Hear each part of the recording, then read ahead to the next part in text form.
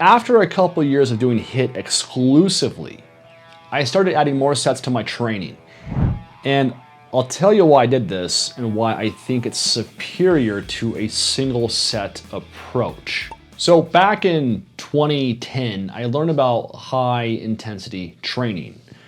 So HIIT.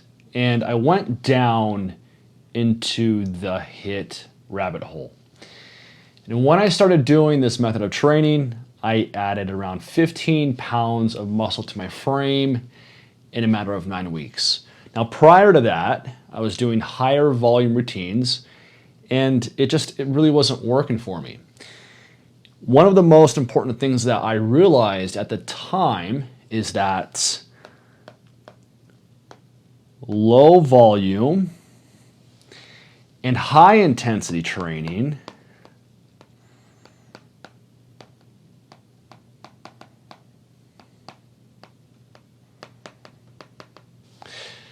it worked for me.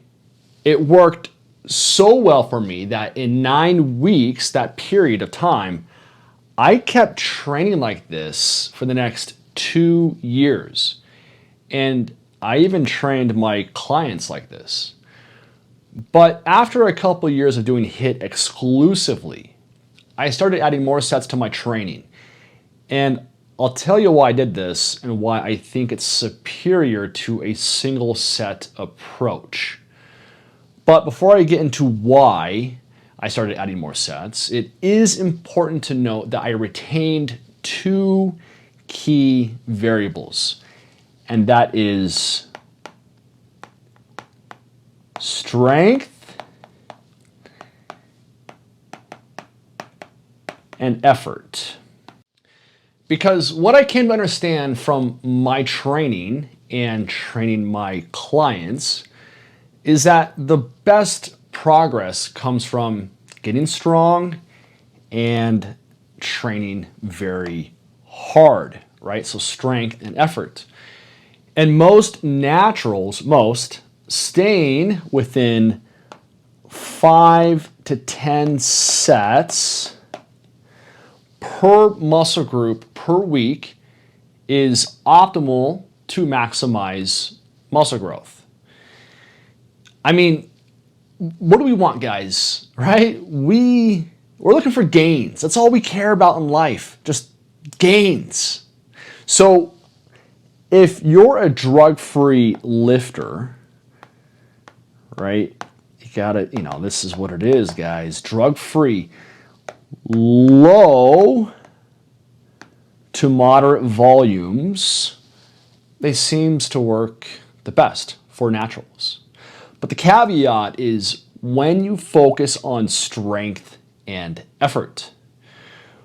But to maximize gains, we need to optimize one thing, and that is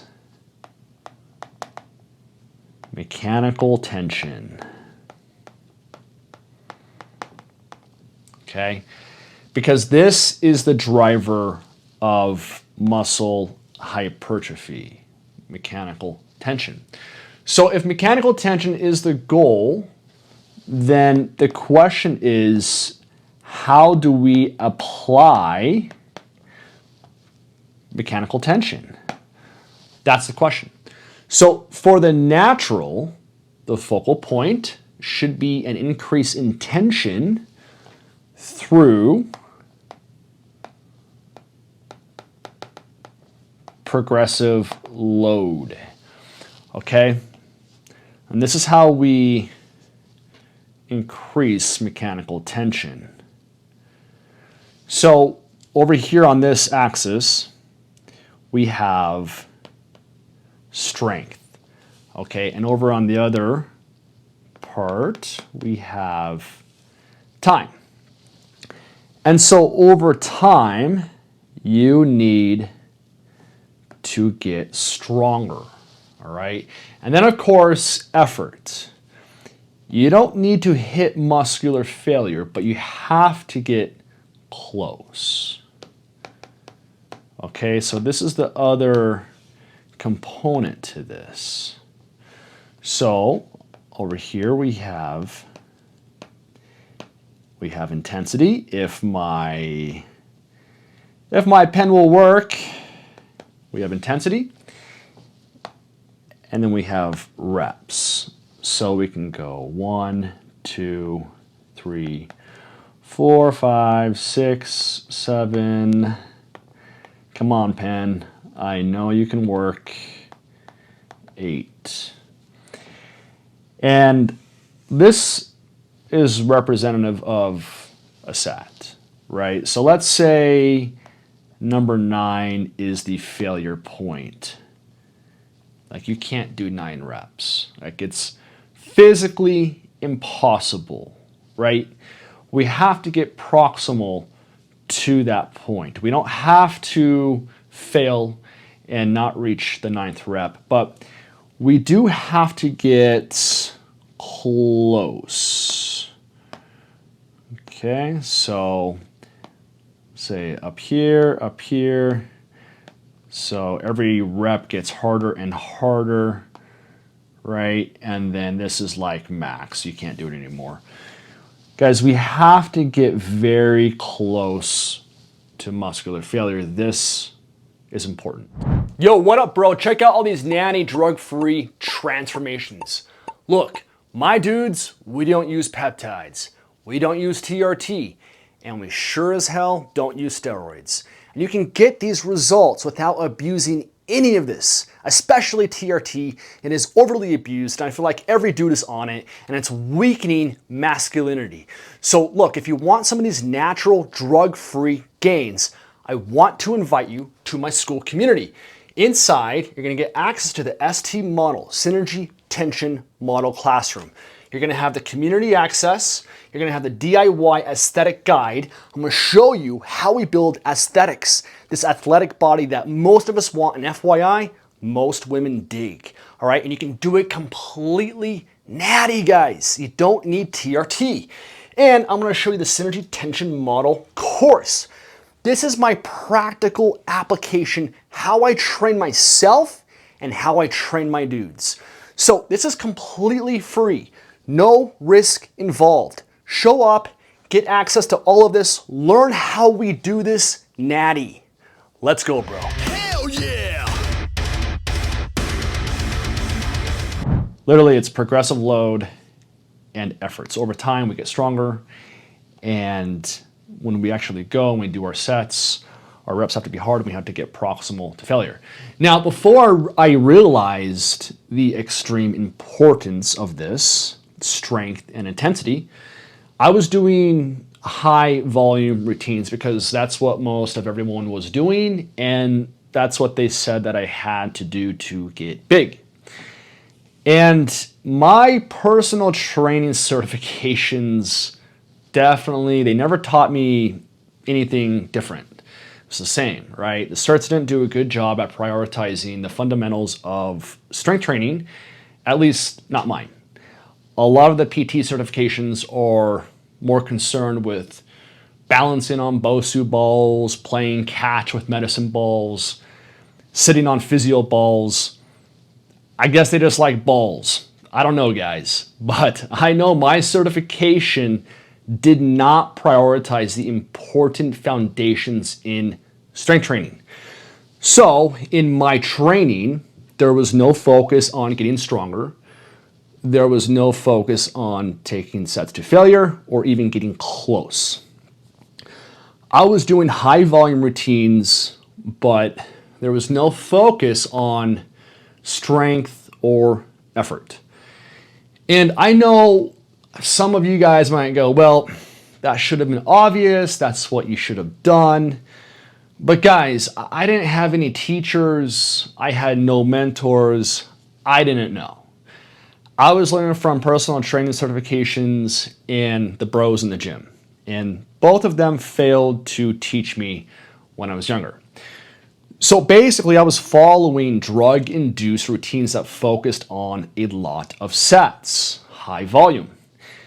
Now, these high volume routines can work when you're enhanced. But in most cases, they have a very hard time giving results for naturals, especially as time goes on and you become bigger and stronger. But Jay, you're wrong. I'm natural, and I train high volume, and I look like I'm enhanced, and you don't even look like you lift, bro. Where's your muscles at? My pump has a pump. My side delts have their own zip code. Yeah, okay, bro, we get it. You're jacked and natty. Look, some of you are natural genetic freaks. You're outliers who get results from high volume training. And this is entirely based on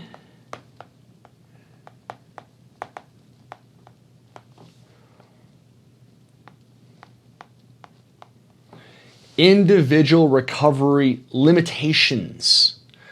Okay, look, guys, I'm not saying it's impossible to get results on high volume routines. I'm saying for most of us that are drug-free, this is not the best thing to do, because your volume exposure and subsequent adaptation is predicated on lots of factors. And it comes down to your finite recovery ability. That's what it is. Now look, guys, many things play into this, okay? This finite recovery ability, right? This is the reality. We have genetics, right? We have drug use, lifestyle, we have strength,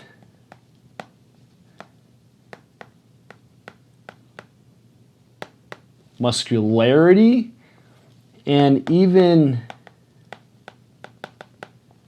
intensity of efforts per rep. Lots of things. And let me be clear. This video is not for the genetically gifted or the chemically enhanced dudes. I'm not talking to you guys. I'm speaking to dudes like me, drug-free, skinny, lanky, bereft of muscle building genetics. And look, if you're over 6 feet tall like me, great. You know how hard it is to make it look like we lift. Now, like I mentioned before my 9-week growth spurt, I was blasting high volume stuff. I grew like 10 to 15 pounds over 3 years, horrible. You combine my tall, skinny genetics with doing things completely wrong, and that's what you get in 3 years' time. It didn't work, not for me anyway. But when I focused on reducing my volume to one set per muscle group, working out every 3 to 4 days with progressive load and intensity of effort being the focal point, I then added 15 pounds in 9 weeks. That's what happened, okay, guys? And if you want to hear that story, then watch my trailer video. I'll link it in this description. At the end of the day, that worked. This worked for me very well, guys. One set, going in the gym maybe 3 to 4 days. I added 15 pounds in 9 weeks. It worked well for me. So the question is, then Jay, why do you advise low to moderate volumes when a single set to failure worked so well before? And here are the reasons why, okay? blow this up. First reason is adaptation. Personally, for myself, I ran a single set to failure for about 2 years straight, and I made no further muscular progression after the initial spurt. I was dedicated to the HIIT philosophy, but I wasn't making more gains. And when I started adding a little more volume, I noticed the gains resumed. But the difference was I retained the progressive load principle and the intensity of effort principle. So here's a funny story. I was so dedicated to this, guys, that when I started to add more than one set to my training, I felt like a traitor. For real, I kind of felt weird, and I would look around, I would do my second set, I would look around, like sneak in another set, right? Because I was going against everything that I believed in and constantly preached on Facebook. And it's hilarious because I was so ingrained, and I'm so passionate and convicted about things, and so I literally felt embarrassed. In fact, I remember on Facebook back in 2012, I was arguing with Brett Contreras about optimal glute training. It was actually diplomatic, but we went back and forth for like 3 days straight, and we both just agreed to disagree. I was, of course, drilling in the HIIT philosophy, and per usual, that got me into some ruckus online, which I'll talk a little bit about at the end of this video. All right, so number 2 is, let's go, Mr. Penn. Mr. Penn, Mr. Penn, preference. Again, for myself, I just realized that I enjoy doing a few more sets. I feel comfortable in the gym. It's been my home training people for almost 20 years now. So you can't ignore the psychological side, guys. Enjoyment and personal interest, it matters. Okay. The third one.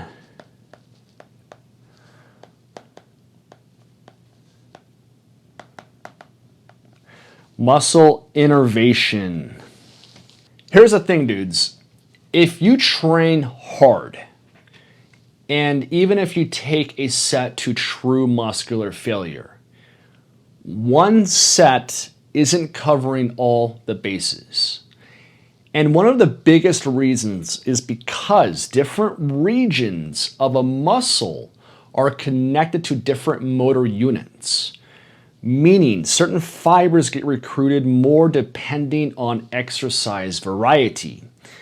Now, we have good evidence that muscles don't grow uniformly. So different regions of the same muscle can hypertrophy depending on different things, like angle of pull,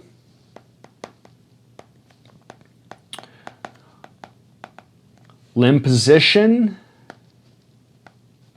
range of motion, and tool selection, like machines, free weights, cables. For example, look at the difference between a dumbbell side raise and a machine side raise.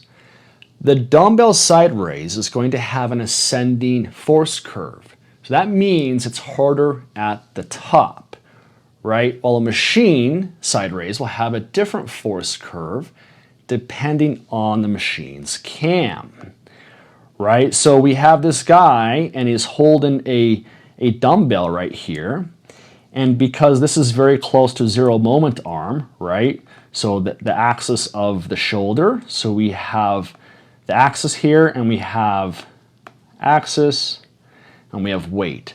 So at the bottom range where it's a little more stretched with the shoulder, there's really no resistance, right? So we have this same guy, and now we're holding the weight right here. So we have weight, and we have the shoulder, which is the axis.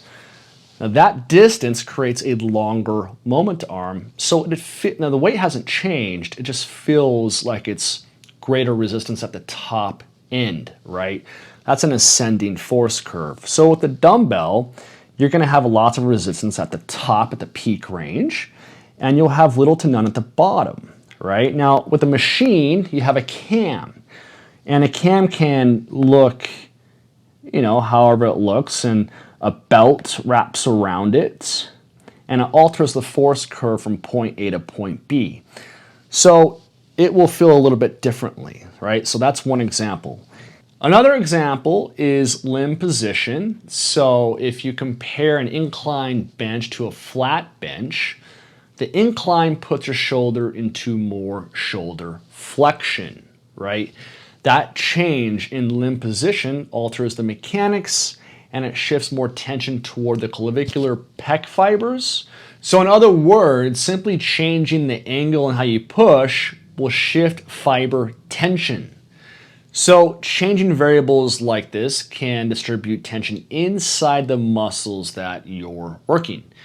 Now, yes, a muscle contracts from origin to insertion, but that doesn't mean every part of that muscle is being challenged the same way by just one movement. So regional hypertrophy is a reality, and if you only do one set for a muscle group, especially if it's the same thing every time over and over, you basically have less opportunity for gains and you're leaving a lot on the table. It's not that one set can't trigger growth, it can for sure, but for a full recruitment of a muscle and with repeated exposure to stimulatory reps, more sets provide more opportunities for stimulation across different regions. Granted, if you keep the same movement pattern, but vary it, right? So small changes shift tension and allow different portions of the muscle to be stimulated over time. And look, I'm not implying that you push your volumes super high to accommodate this.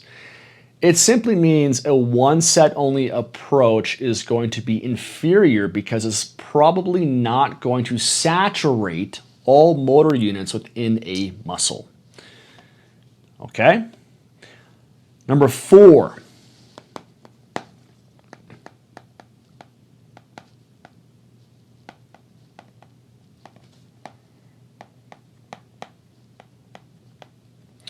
Individual response. When I started pushing my clients harder and began tracking strength metrics, I started getting really good results with them. This was actually the beginning of me becoming really good at coaching because I wasn't getting as good of results prior to that, but this literally changed everything. But even though I was getting good results, I started to realize that most of my clients needed more than one set to maximize results. We were on the right track because now I was focused on strength and high effort sets, but individual response matters. And just like high volume training, low volume training has its own limitations. With high volume, it's a recovery issue. So diminished returns are a reality. After a certain threshold of volume, you're just tapping into your recovery ability, and that's what we call junk volume. So on one side we have your hypertrophy, and on this side we have volume, how many sets you're doing, right? So we can call this set volume. Now, there's a point where it does that, diminish returns. Now, where this happens is different for everybody, okay? But this is the reality here. if you do high volume. And when you start getting to that point, this is the spot where we have junk volume. It's not contributing. It's a point of diminished returns. But on the flip side, hit volume is so low that it just doesn't provide a sufficient enough stimulus. It's just too low to actually make your muscles care. And typically that's like over here, right? So hit high volume training. So basically, guys, there's not enough time under tension in the stimulatory rep zone to warrant further growth. So over here on the hit side, you just need a little bit more sets. And if you combine this with my next point, we have a major problem here with a single set approach. Yo, quick pause on the video here. I want you to check out all of these natty transformations, drug-free. Listen, bro, I don't play that steroid game. I don't play that peptide game because it's stupid. So look, if you're looking for some natural muscle growth, I want you to check out my school community. There's a link in the description. Click it. Let's get you those drug-free gains the healthy way. Let's go, bro. So number 5 is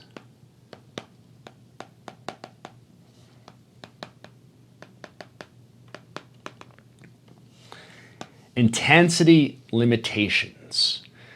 Most people, both men and women, have a hard time producing the kind of all-out intensity needed for a single set to stimulate muscle growth. This is just the truth, guys.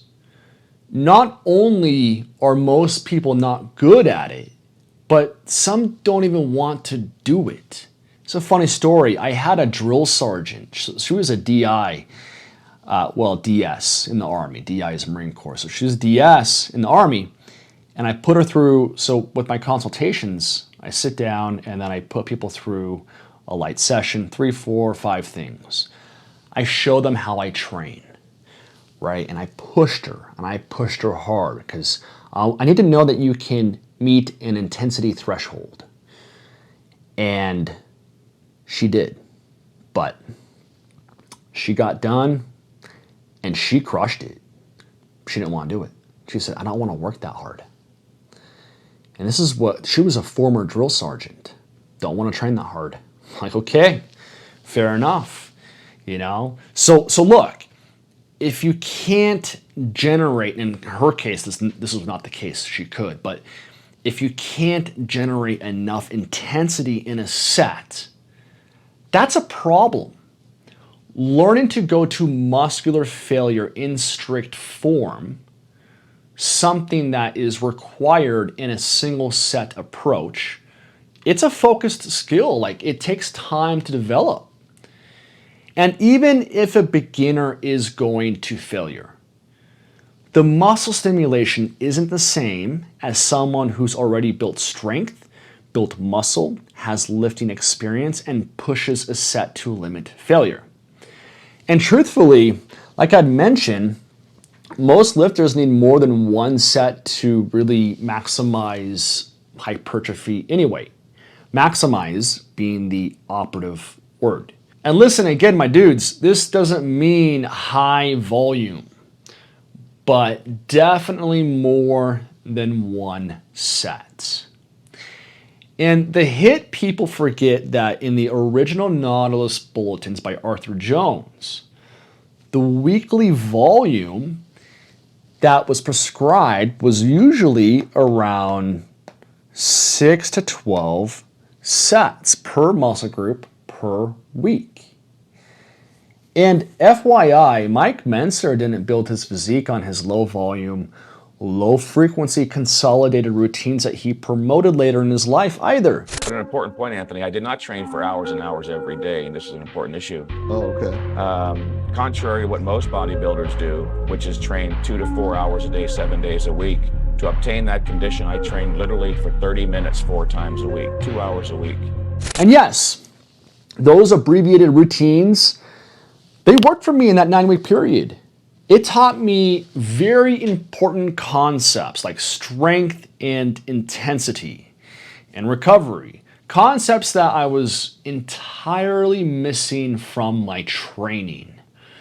But even though I saw personally dramatic results from this low volume, low frequency program in 9 weeks, it doesn't mean this is the end all be all training program for muscle growth for everyone, not even me. So I don't believe a single set to failure approach is optimal to maximize muscle growth, not for anyone, drug-free or drug addicted. But I do think the sweet spot for most naturals is between 5 to 10 hard sets per muscle group per week. But again, the caveat being you're training hard, you're getting stronger, and you're actually adding muscle. So in the very beginning, I think you need to ramp sets up to 5 to 10 sets per muscle group per week, as long as you're making strength gains and effort is high. And there's one last thing about HIIT culture that I want to mention. And look, if some of you guys are pure HIIT and you're in those circles, I mean no disrespect to you. But many people inside of HIIT culture, back in the day anyway, were very toxic. I'm not going to mention names, but there's a lot of them. There's a lot of volatility in these circles. But to be perfectly fair and honest, I had my toxic era on Facebook too. I played the game. I got sucked into the debates, arguments, and yeah, sometimes I was abrasive. So I'm not pretending to be a saint here. But I didn't want that. Look, I changed my tude. It's not a good way to lead. It's not a good way to teach. It's just not positive. But I remember when I started questioning and challenging the HIIT methodology and showing my drug-free transformations, and people didn't like it. I was put on the chopping block and became a target, and very quickly I was shunned by this group. People are dogmatic, guys. There was probably some jealousy there because 10 years ago I was crushing the transformation game. So people weren't happy that I was succeeding and that I was getting amazing results with clients without using strict HIIT methods. And at the same time of doing that, I was challenging the one set to failure concept. So there was tons of arguments. The debates got crazy, guys. I remember that for sure. But whatever, right? I experimented more and developed my own path. And I promise you guys, I would not have the copious amounts of transformations if I stayed within a single set to failure approach with my clients. But nonetheless, I'm grateful that I went down this rabbit hole because there are very important principles that stuck with me. I learned a lot, okay? But I'm also very thankful that I questioned, and if I didn't question, I wouldn't have continued to learn, so I began questioning and learning more, so it would, turned out to be a very good thing. So to wrap this up, in no way do I consider my training to be HIIT influenced, yes. But I definitely don't believe in a one set, one size fits all approach. So if you're natural and you want to gain some size, then get stronger, train close to failure, and use low to moderate volumes. This is what I believe to be the most reliable approach for most drug-free lifters if you want to maximize growth. The key is to track your response both subjectively in the mirror and objectively with your strength numbers.